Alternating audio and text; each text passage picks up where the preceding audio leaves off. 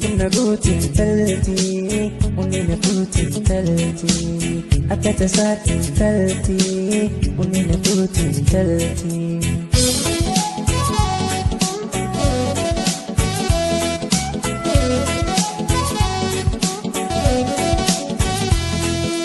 Harkanii jarratti jaallatu, ejjitoo si buutee, biyya jaalalaati, dirtiin as waraantee.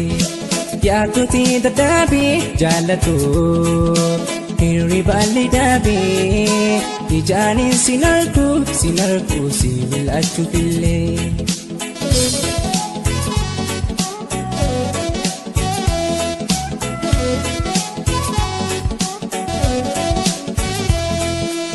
Soati jirtu antan biraa homan kajeelu sina jira jiru si kajeele si hamilee jalqaba waaqayyo sina hiree.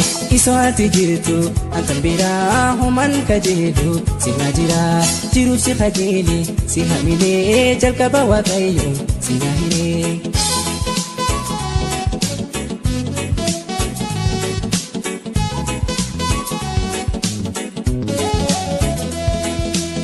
Eegani si argee jaallatu hojjetoota dhaabee hojjetoota dhaabee bobbaa fi gaalallee jiruutu hooma kan kee aadaa garaan koo hooma kan kee aadaa.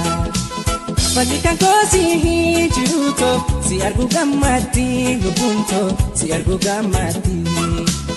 Rakkinni koo si dhibeedha otuna wallaanii si eega otuna wallaanii. Guyyaana dhaafi boru ansi dhabee wanturu jaalalaan jaalalaan ansi wajjin jiraachuuf amala koo sirreessee ardara. Guyyaana dhaafi boru ansi dhabee wanturu jaalalaan jaalalaan ansi wajjin jiraachuuf amala koo sirreessee ardara. Sukuna guutiin taltii, onneen guutiin taltii, akka tasaatiin taltii, onneen guutiin taltii.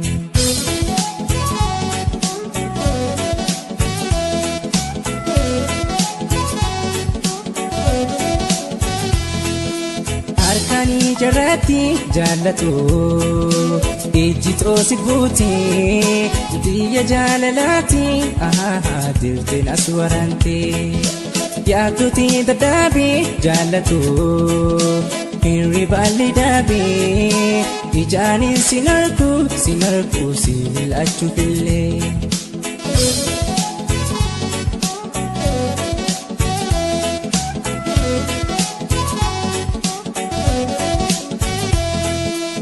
Soati jirtu antan biraa homan kajeelu sina jira jiru si kajeele si hamilee jalqaba waaqayyo sina hiree.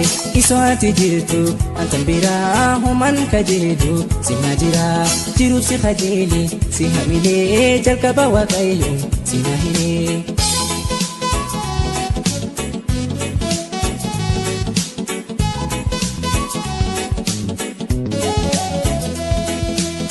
Eegani si argee jaallatu hojjetoota dhaabee hojjetoota dhaabee bobbaa fi gaalallee jiruutu hooma kan kee aadaa garaan koo hooma kan kee aadaa.